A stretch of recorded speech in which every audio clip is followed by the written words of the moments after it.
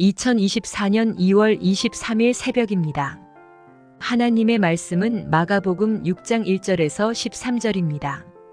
예수께서 거기를 떠나사 고향으로 가시니 제자들도 따르니라. 안식일이 되어 회당에서 가르치시니 많은 사람이 듣고 놀라 이르되 이 사람이 어디서 이런 것을 얻었느냐? 이 사람이 받은 지혜와 그 손으로 이루어지는 이런 권능이 어찌 됨이냐? 이 사람이 마리아의 아들 목수가 아니냐? 야고보와 요셉과 유다와 시몬의 형제가 아니냐? 그 누이들이 우리와 함께 여기 있지 아니하냐? 하고 예수를 배척한지라. 예수께서 그들에게 이르시되 선지자가 자기 고향과 자기 친척과 자기 집 외에서는 존경을 받지 못함이 없느니라 하시며 거기서는 아무 권능도 행하실 수 없어 다만 소수의 병자에게 안수하여 고치실 뿐이었고 그들이 믿지 않음을 이상히 여기셨더라. 이에 모든 촌에 두루 다니시며 가르치시더라. 12 제자를 부르사 둘씩 보내시며 더러운 귀신을 제어하는 권능을 주시고 명하시되 여행을 위하여 지팡이 외에는 양식이나 배낭이나 전대의 돈이나 아무것도 가지지 말며 신만 신고 두벌 옷도 입지 말라 하시고 또 이르시되 어디서든지 누구의 집에 들어가거든 그곳을 떠나기까지 거기 유하라. 어느 곳에서든지 너희를 영접하지 아니하고 너희 말을 듣지도 아니하거든 거기서 나갈 때에 발 아래 먼지를 떨어버려 그들에게 증거를 삼으라 하시니 제자들이 나가서 회개하라 전파하고 많은 귀신을 쫓아내며 많은 병자에게 기름을 발라 고치더라. 하나님 말씀을 증거하겠습니다. 선입관이라고 하는 거 있죠. 선입관. 무엇을 볼 때 올바로 보지 못하고 특별한 자기만의 관점으로 바라보는 걸 선입관이라고 합니다. 제가 어릴 때 살던 그 집으로 가는 길목에는 작은 동산이 있었는데 그곳에는 무덤 3개가 나란히 있었습니다. 평소에 무덤 위에 올라가서 놀기도 했고 여름 같은 때는 그냥 그곳에 들어눕기도 했습니다. 그러니까 무덤에 대한 의식이 별로 없었던 거죠. 근데 그 무덤에 대한 사연을 동네 어른들로부터 듣게 되었는데 그 무덤 속에 묻힌 사람은 부모, 엄마, 아빠하고 그 다음에 딸이라고 합니다. 한날에 함께 이제 교통사고로 죽었는데 딸은 젊은 처녀라고 했어요. 그래서 마을 사람들이 불쌍해가지고 이곳에 무덤을 만들어서 가족을 함께 이제 합장해 주었다고 합니다. 근데 제일 오른쪽에 있던 그 무덤이 처녀로 죽은 딸의 무덤인데 가끔 이렇게 을실련스러운 날이면 그곳에서 여자가 우는 소리가 난다라고 해요. 특히 그 옆을 이렇게 남자가 지나가면 더 서럽게 운다라고 합니다. 그런 이야기를 듣기 전에는 무덤에 대해서 아무런 느낌이 없었죠. 그리고 그냥 늦은 밤, 늦은 시간에 무덤 옆을 지나가도 괜찮았거든요. 근데 그 소리를 듣고 난 후에는 그 무덤 옆에만 가면 저도 이렇게 소리가 막 들기 시작하는 것 같아요. 막 은석 씨 그러면서 밤에 혼자 이렇게 집에 갈 때도 잘 가다가도 무덤 옆을 지나가면 눈동자가 이렇게 살짝 무덤 옆으로 이렇게 돌아갑니다. 그러면 이렇게 뭔가 이렇게 보이는 듯 하면서 온몸이 막 오싹해지죠. 한 번은 이렇게 비가 부슬부슬 내리는 저녁쯤에 그 옆을 지나가는데 무덤 뒤쪽에서 하얀 이 소복을 입은 전설의 고향에 주로 등장하는 그 여자가 그 무표정한 표정으로 샥 올라오는 거예요. 팔을 올리면서 저보고 이리 와 그러는 거예요. 실제로 뭐 그랬다는 것이 아니고 그냥 느낌이 그랬다는 거예요. 느낌이. 이 무덤에 대한 그 선입관 때문에 과대망상이 돼가지고 그게 이제 만들어낸 환상이죠. 환상. 선입관은 여러분 없는 것도 만들어냅니다. 그리고 그것이 맞다라고 내가 분명히 봤다라고 그렇게 이제 주장한다라고 하는 거죠. 유치원 아이에게 선생님이 질문합니다. 야, 니들이 제일 싫어하는 동물은 뭐니? 물어보니까 토끼라는 거예요. 토끼요. 왜? 얘는 게으르고 매일 잠만 자잖아요. 그래서 늘 경주에서 져요.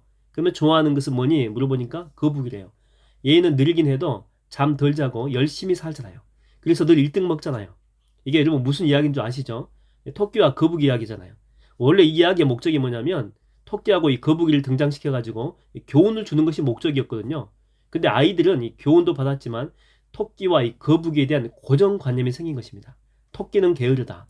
거북이는 성실하다. 그리고 그것을 진리로 믿는 거죠. 이 아이의 생각 속에 토끼와 이 거북이에 대한 고정된 틀이 형성이 된 것입니다. 우리는 이것을 선입관 이렇게 이야기합니다. 오늘 본문에 보니까 예수님은 고향에 가셨죠. 그리고 회당에서 능력 있는 말씀을 선포하시고 약간의 능력을 행하셨습니다. 사람들이 처음에는 이렇게 놀라면서 감탄했습니다. 와, 정말 소문으로만 들었는데 진짜네. 말씀도 능력이 있고 파워가 있고 기적도 나타나네. 정말로 하나님의 아들인 것 같아. 그런 마음이 이렇게 서서히 들기 시작했는데 갑자기 그들의 마음속에 예수와 함께 했던 그 어린 시절이 떠오른 것입니다. 뭐 고향 사람들이니까 함께 어린 시절을 보냈겠죠. 그러니까 내가 아는 예수는 아버지 대를 이어가지고 몫으로 근근히 먹고 살아가는 사람인데 우리 집에서도 그 집에 일거리를 줬잖아. 그리고 지금 그들의 동생들도 우리와 함께 지금 옆에 있잖아요. 어떻게 한 배에서 태어났는데 예수만 메시아가 될 수 있어? 이거는 말도 안 돼. 그런 거예요. 기적을 행한 것 같긴 하지만 뭔가 속임수가 있을 거야.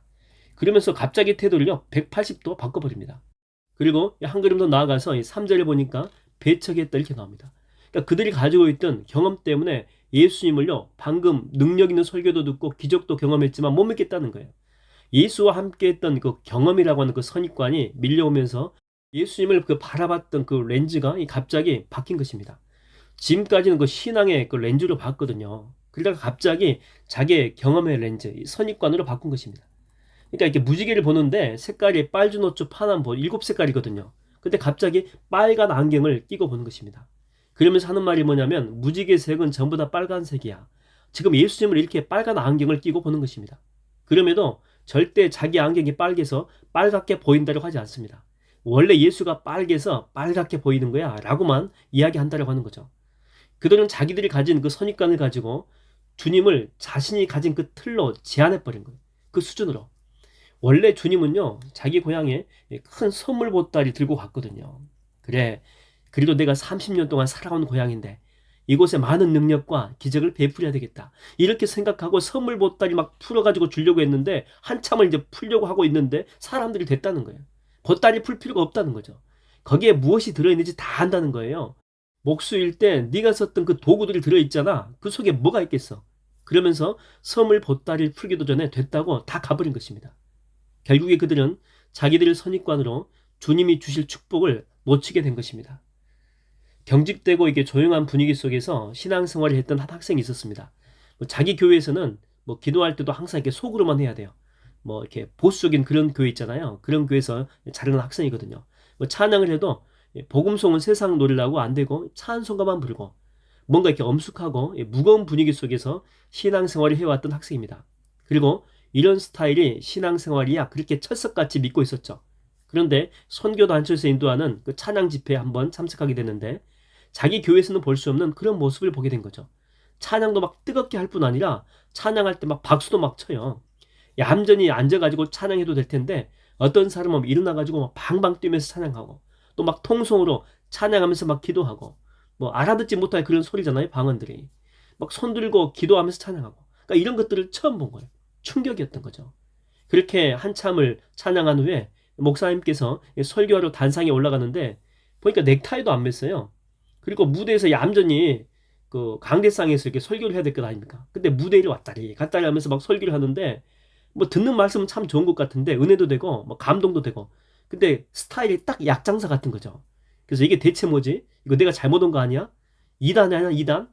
그러면서 이제 그 학생이 이렇게 기도하는 거죠. 주님 날 지켜주세요. 날 지켜주세요. 친구 따라 여기까지 왔는데 내가 2단 집회 온 것 같아요. 근데 갑자기 나를 지켜달라고 기도를 하는데 그 학생 속에서 막 뜨거운 것이 막 이렇게 올라와요.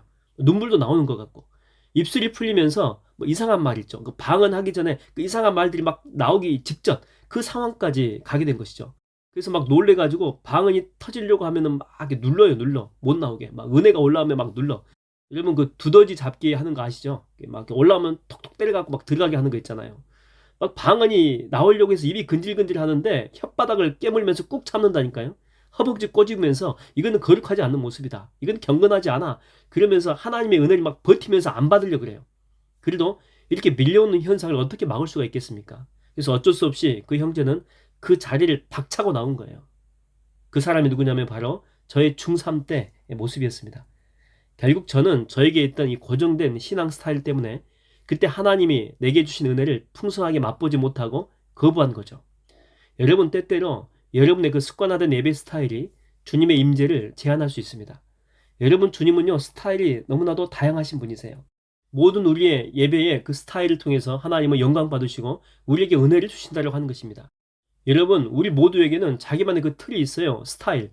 근데 때때로 이게 무너지고 깨져야지만이 더 큰 하나님의 풍성한 은혜를 경험할 수가 있다고 하는 것입니다. 파충류는 때가 되면 한때 자기를 보호해 주었던 그 허물을 벗어야 돼요. 이거를 탈피라고 하죠. 탈피. 피부를 벗는다는 거.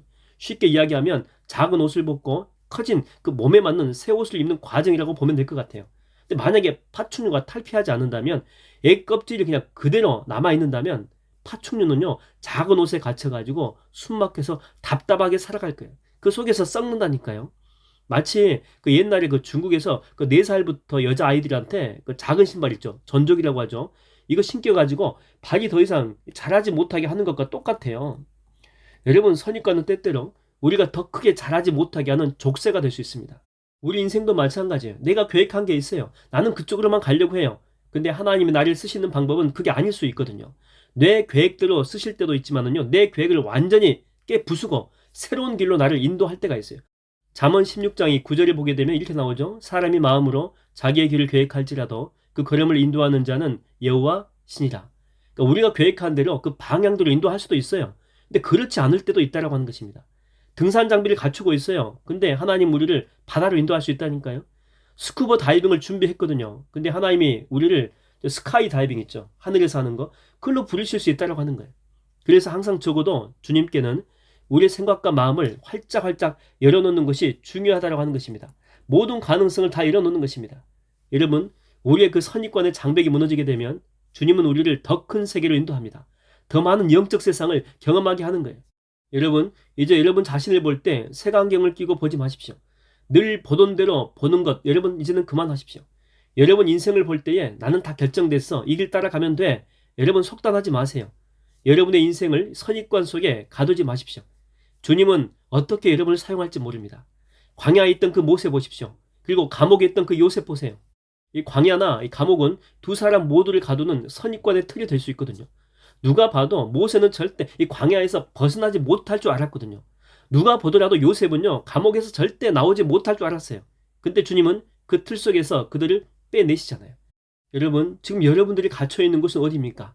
나는 안 된다고, 이 속에만 있을 거라고, 이 속에서 벗어날 수 없다고. 여러분 속단하지 마세요.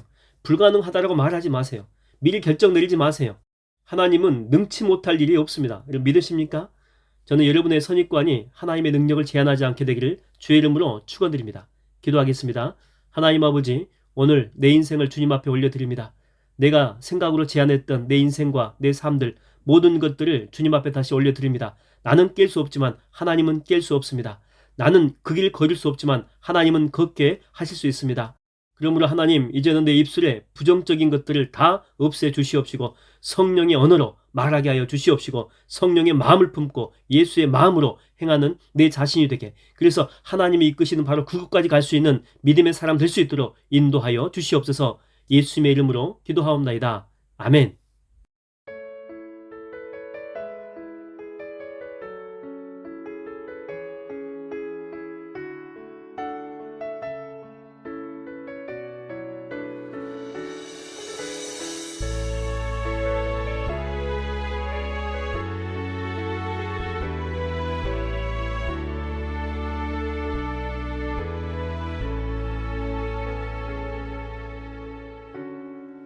모든 상황 속에서 주를 찬양할지라. 주는 너의 큰 상급, 큰 도움이시라. 주의 얼굴 구할 때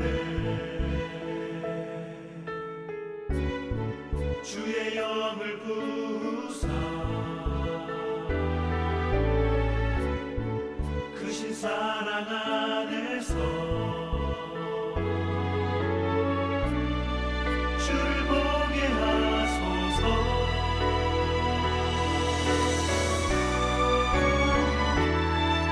내 영혼이 걱정되어 싸우니 믿음의 눈으로 주를 바라봅니다. 내 영혼이 걱정되어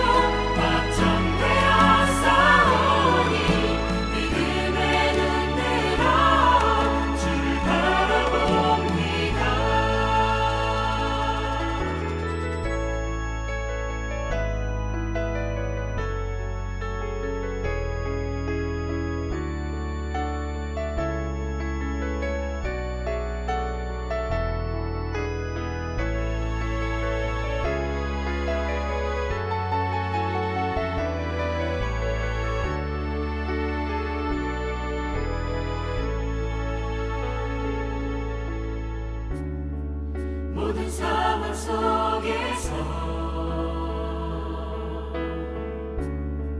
주를 찬양할지라 주는 너의 큰 성은 큰 도움이시라